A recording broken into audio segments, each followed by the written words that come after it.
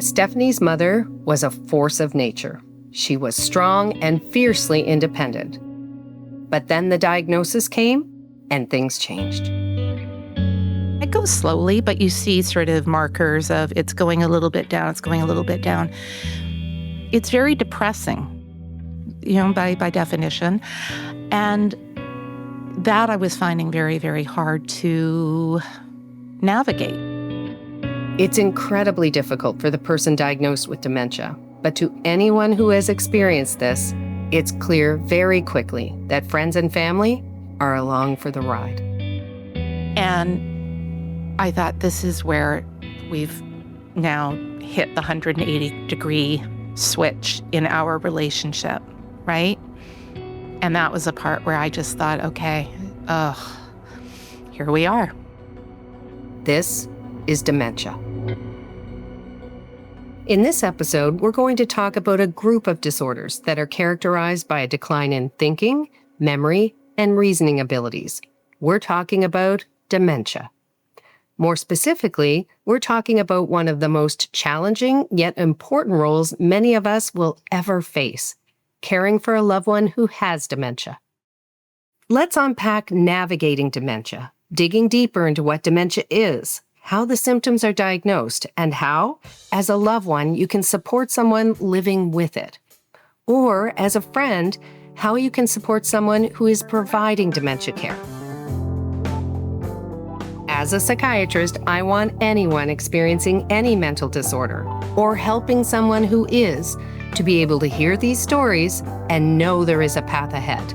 My goal is to educate, destigmatize, and inspire. I'm Dr. Diane McIntosh. Welcome to Psyched Up.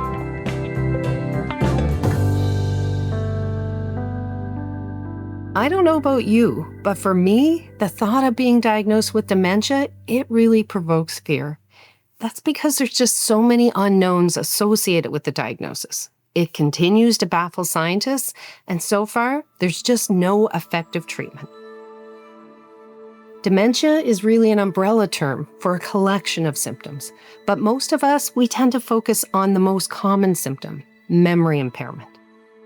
True dementia is a progressive disorder. It's associated with brain cell damage, and that leads to problems with memory, yes, but also difficulty with language, judgment, organization, planning, and physical coordination.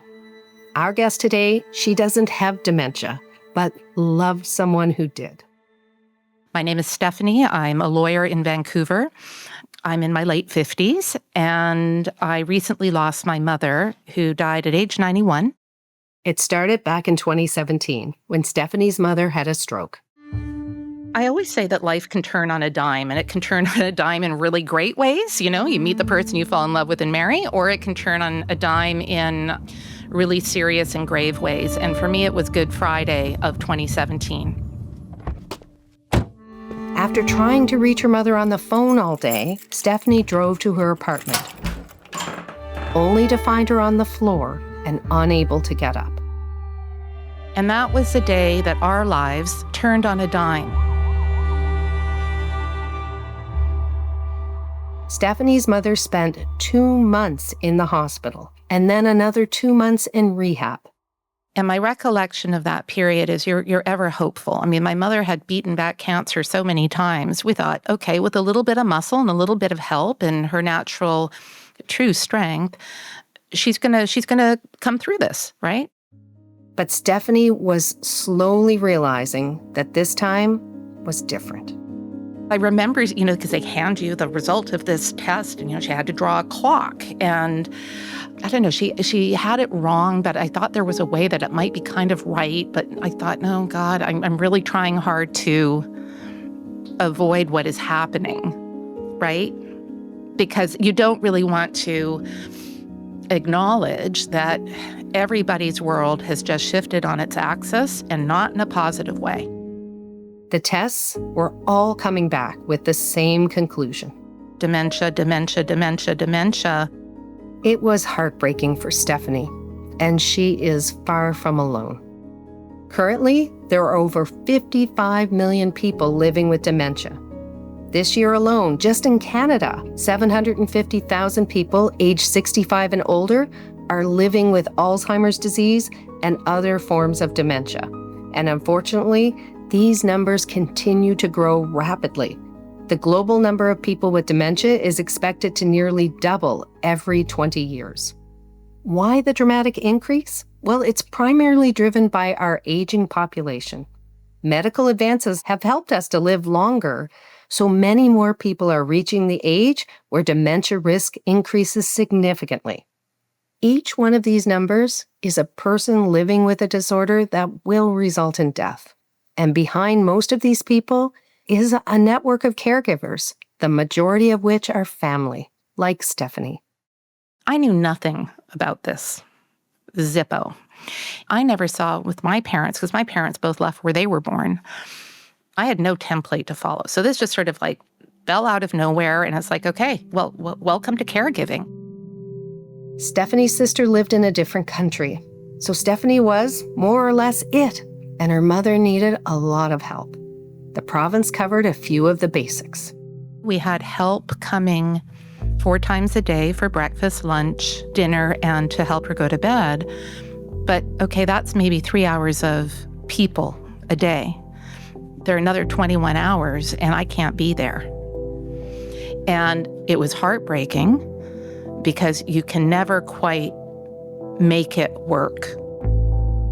That's the thing about caregiving. It's almost impossible to do it perfectly. Yet it's still really time-consuming and often unpaid. In fact, every year, friends and family provide nearly 600 million hours of care to people living with dementia in Canada. To put that extraordinary number into perspective, that's the equivalent of nearly 300,000 full-time jobs. All that work to still walk away at the end of the day feeling like you didn't do enough. Like there's just not enough hours in the day. I couldn't quit my job. I couldn't move in with her. But the feeling when I would go there, when I would leave her,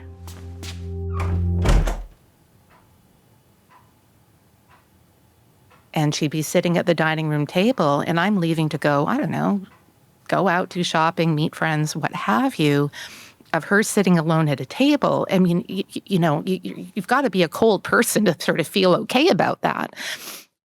Stephanie was running 2 households with bills and groceries and laundry, and then trying to eke out a little bit of quality time with her mother on top of that. So you're trying to do all of this with, I'll be frank for myself, increasing feelings of resentment and exhaustion. And then there are all the emotions of caring for a person who you love who is changing. Stephanie's mother was still there. She was alive. But the dynamics, they were completely different. I remember the moment where it really hit me. It was right after my husband had died, and I went to tell her. And she adored my husband. And they were thick as thieves, right?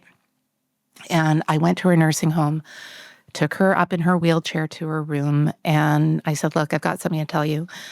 My husband died.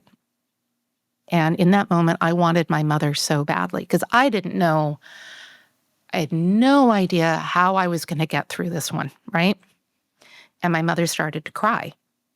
And I thought, no. No, I'm not here to comfort you. You're here to mother me. And I thought, this is where we've now hit the 180-degree switch in our relationship, right? And that was a part where I just thought, okay, here we are. What an incredibly difficult place to be. If you're listening to this and finding Stephanie's story familiar at all, we've got some resources that can help in the show notes. We're about to talk about treatment and care options, but before we get there, I wanted to ask a favor. If you like what you hear, please rate and follow the show. Even leave a comment if you're so inclined. It really helps others to find us. So this seems like a perfect segue to my wonderful friend and colleague, Dr. Randy Mackoff. As you'll remember, Randy is a PhD psychologist and an expert in talk therapy, while I, as a mere psychiatrist, tend to focus on prescribing medications for mental illness. So Randy, so great to have you back in the therapist chair. Well, thanks for having me here, Diane. So I think our chat today is really going to focus on your particular expertise because it's about supporting individuals that are supporting other people. So now you have someone who's in front of you who says, my loved one, my parent, my spouse has been diagnosed with dementia. I want to ask you how you help them to start navigating through the grief that's associated with that. So, there is no magic to this in terms of providing support for caregivers and helping caregivers and loved ones. It is, first of all, really important to set an environment where the person who's coming in to see me feels very safe, where they don't feel judged, where they can explore the conflicting feelings and thoughts that they're having. And those conflicting feelings and thoughts often start with everything from sort of an extreme amount of tenderness to an extreme amount of anger and everything in between. And under those conditions, it is quite isolating because for them to express, the loved one to be able to express to friends or to other family members this range of emotion, they worry about being judged. And in some cases, they really do feel judged because it's, they're told, don't feel a certain way, be a different way, think about this in a different way, as opposed to going through this grieving process. In terms of the science out there, there is a lot of information that this is, in many respects, a pre-death grieving process. There is definitely loss that's taking place.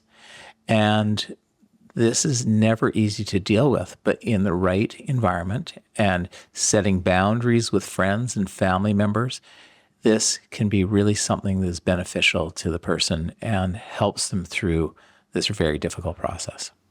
I think that was really beautifully said, Randy, and I think encompassed so many emotions that people who are living through this or have lived through this will understand. The importance of self-care when people are feeling really guilty, just to step away and do things for themselves and make sure that they take that time. How do you speak to your clients about that? Yeah, for some, not for all, but for some, for many, it is a real struggle because of maybe some family influences, some cultural influences, some religious influences, personal beliefs. Some people feel that their duty is to be for their loved one there 24/7, and that they have to let everything else in their life go by the wayside. So what happens in those situations is all of a sudden the person gives up their job and they're with their loved one all the time. And they also tend to sometimes disengage from other relationships or to other loved ones in their life, that it fades away.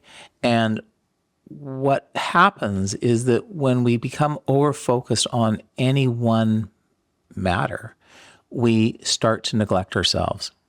And when we neglect ourselves, we're unable to basically deal with the troubling and distressing emotions that we experience. And then all of a sudden, we're actually not even being helpful to the person we're trying to give care to because our tolerance is low, our annoyance is high. And we talk about this, and I pose certain questions that hopefully allows the person to reflect on what they're actually experiencing and how this is impacting their life, because remaining connected is essential for coping in terms of being a caregiver for someone with dementia. It's perfect way to end on that point, because I was going to ask you about peer support. And particularly, I've had a very positive experience in my own family with the Alzheimer's Society. So organizations really that are there to help people who are supporting someone through dementia, but particularly the individual themselves who is the caregiver, the supporter, to know that's normal, or, you're frustrated with this and that makes sense. I'd love your thoughts on that, Randy. Oh, absolutely, Diane. It's exactly what a lot of people need. Sometimes people are very embarrassed about having a family member who's been diagnosed with dementia, whatever the source of that dementia is. Or are they embarrassed of not being able to, maybe it's a family member having dementia. It's so common now, not knowing how to handle it or the emotions that come with it. Probably all the above, I think. Yeah, most definitely. Support can come in many different forms. An excellent therapist, your family practitioner, as well as peer supports in the community. Completely. And, you know, one of the struggles for a lot of people, and the supports really can help with this, is there is a point where it is, I will not say impossible, but extremely difficult to look after the person with dementia. And that decision of moving that person from their home, and it feels like it's against their will, is a really traumatizing decision. I don't use the word lightly, but it is really, really a very difficult decision because the family member feels like they're betraying their loved one. And it's important for them to be able to see that they're actually supporting their loved one and facilitating even greater dignity for the individual. This was actually something Stephanie experienced. She had to move her mother out of her own home, and like you say, Randy, it was a necessary choice, but that didn't make it easy. She loved her apartment. That was her pride and joy, and we never told her that we sold it. And I think that's another thing that comes when you're caregiving is a lot of guilt for a lot of things, some reasonable, some unreasonable. But sometimes a lie is a kindness. And up until the day she died, she thought she had her apartment, which she thought she was leaving to us. And we decided, no, we're never going to tell her. So every time my sister would come to town, she'd say, well, are you staying at my apartment? Have you seen my neighbors? Yep, apartment's great. Yep, I clean it. I pick up the mail regularly. But you just feel, oh, God. I mean, my mother, telling a lie was a cardinal sin growing up, right? So there you are, lie upon lie upon lie. And you just think, oh, man, hope she forgives me, you know? It's an incredibly difficult situation to be in, but Stephanie's mother went to live in a private care facility, and her apartment helped to pay for it. Under different circumstances, I'm sure her mother would understand. Stephanie's experience reminds me of my own when my mother-in-law was supporting my father-in-law who had dementia. And she wanted to empower him by asking him what he wanted. For instance, what do you want for breakfast? But what was happening was, because he didn't know what he wanted for breakfast, it was just making him more irritable and frustrated. And it took her time to get comfortable with saying, here is your breakfast, and not offering choices. And remembering that, I can also remember the stress that my mother-in-law was under every single day. And being under that chronic stress, the emotions that go around being a caregiver, that leads to burnout, and those rates are extremely high. Living under chronic stress, we know it makes our brains vulnerable to depression, to anxiety, and it impacts significantly our ability to function. Here's how Stephanie describes it. The thing about this kind of work, when you're dealing with somebody who is old and has dementia, there is no fix. It is not going to get better. It is a steady downward trajectory. And as you're seeing that, and it goes slowly, but you see sort of markers of it's going a little bit down, it's going a little bit down. It's very depressing, by definition. And that I was finding very, very hard to navigate. Of course she did. Stephanie was in an incredibly difficult situation. She didn't seek professional help at the time, but she since said that she thought it would probably have helped. And I'd like to add that for her, medication might also have been valuable. Taking an antidepressant, this is not a failure. It's not a pull yourselves up from the bootstraps kind of situation. It's a recognition that sometimes we face challenges that are beyond our capacity, beyond our ability to manage ourselves. And there's no shame in that. I think as caregivers, we want to be our best selves, and you can't possibly be your best self when you're burdened with a weight of depression or anxiety.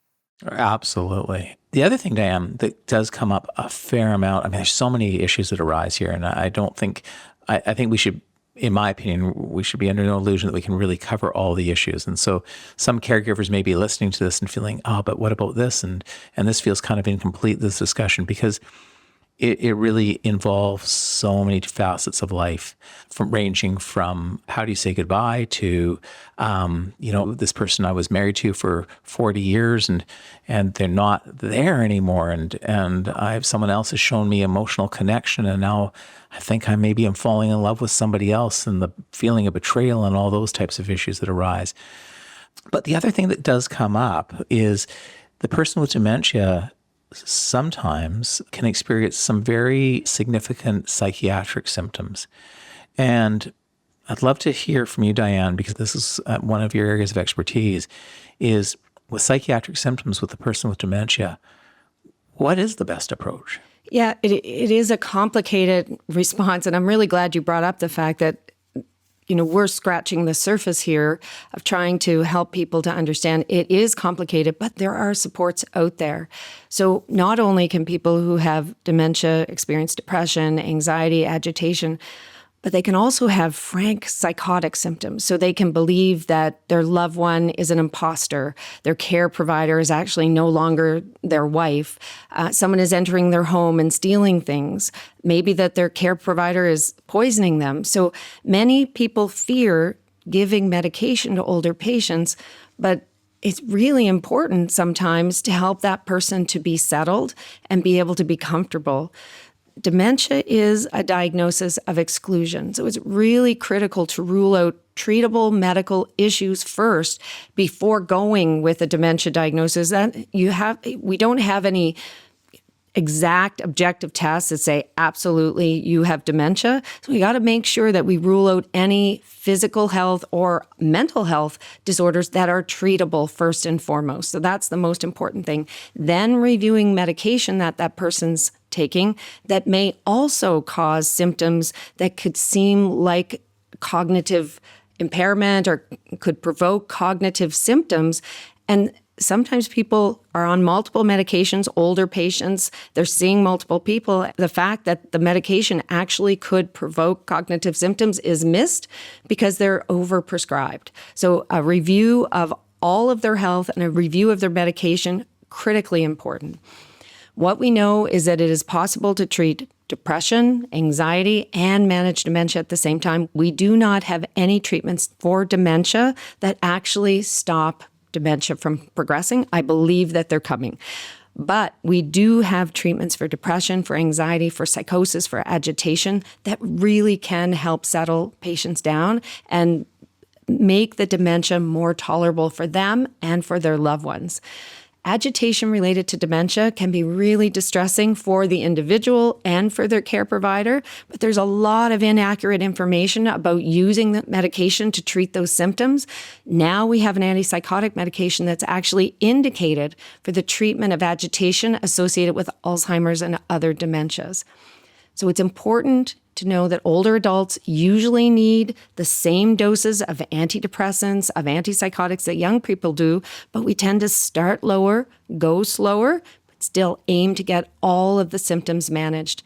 And we also have to be cautious about falls. So choosing the medication that can make people too sedated or impact their blood pressure, really important to make our choices carefully. That's great, Diane. And one of the things that's going through my mind is don't be afraid to ask questions and then really listen to what the physician has to say and enter into a really frank, open discussion for the best treatment of the person with dementia. I think it's a great point, Randy, and there's some awesome geriatricians, geriatric psychiatrists out there working with families and also all of the nurses and nurse practitioners that support them as well and work independently and giving support to caregivers and people with dementia. But everyone's time is so limited. So when you go into those appointments, jot things down, bring your list of the challenges, because then, you've got this very quick appointment and you forget and you may have to wait a long time. So keeping track, journaling what's going on, maybe having your list of these are the greatest frustrations, or the what do I do list, so that when you go in, you can go, aha, okay, these are the things that I would be really disappointed if I didn't ask you. And I know that my appointment time is limited. So here they are. And you're right to stand up, advocate for yourself and for your loved one. Excellent point.